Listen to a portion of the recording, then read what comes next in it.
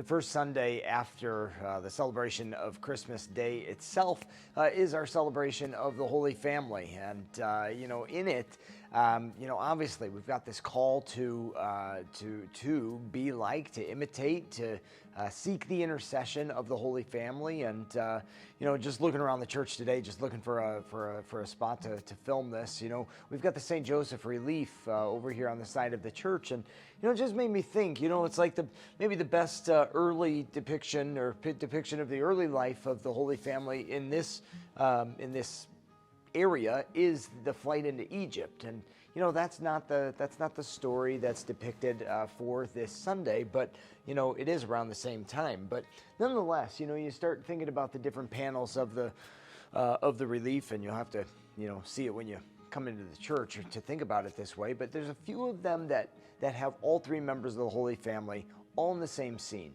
And then there's others with just, Jesus and Joseph. And, the reality is, though, you hold all this intention, like, while we may hear most about Jesus in the gospel, and then, Mary to follow, we hear a little bit more about her, and basically nothing about Joseph, almost nothing, the reality is you can't have the Holy Family without Joseph. It's not the Holy Mother and Son. It's not Holy Mary and Holy Jesus. It is the Holy Family, and it requires all three of them, to be what God has presented us with, and it's like, okay, well, you stop and recognize, like, yeah, our families today in practicality, take a variety of forms. They really do,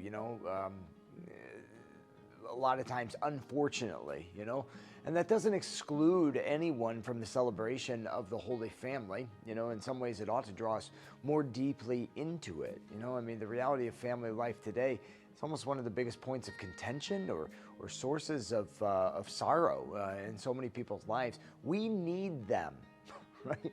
No matter where we are, no matter what situation we're in. You have a near perfect family. It's still not the Holy Family. You need them, and your whole family might be totally decimated by strife and division, and you need them, right? We all do. So, in the scriptures, we hear about the presentation in the temple, and the old man Simeon and the old woman Anna, the prophet and prophetess, who declare, the arrival of the Messiah, in the midst of that moment in their lives and in history, recognizing the greatness of what they've witnessed and experienced.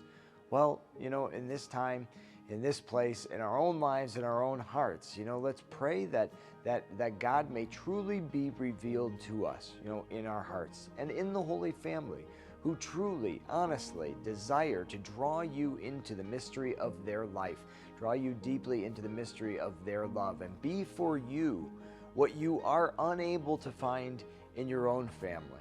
Again, it doesn't matter how good they are. You need them. So turn to our Blessed Mother Mary, Holy Joseph himself, and let Jesus be your brother who introduces them to you and you to them, that your heart may be at peace in Nazareth this Christmas.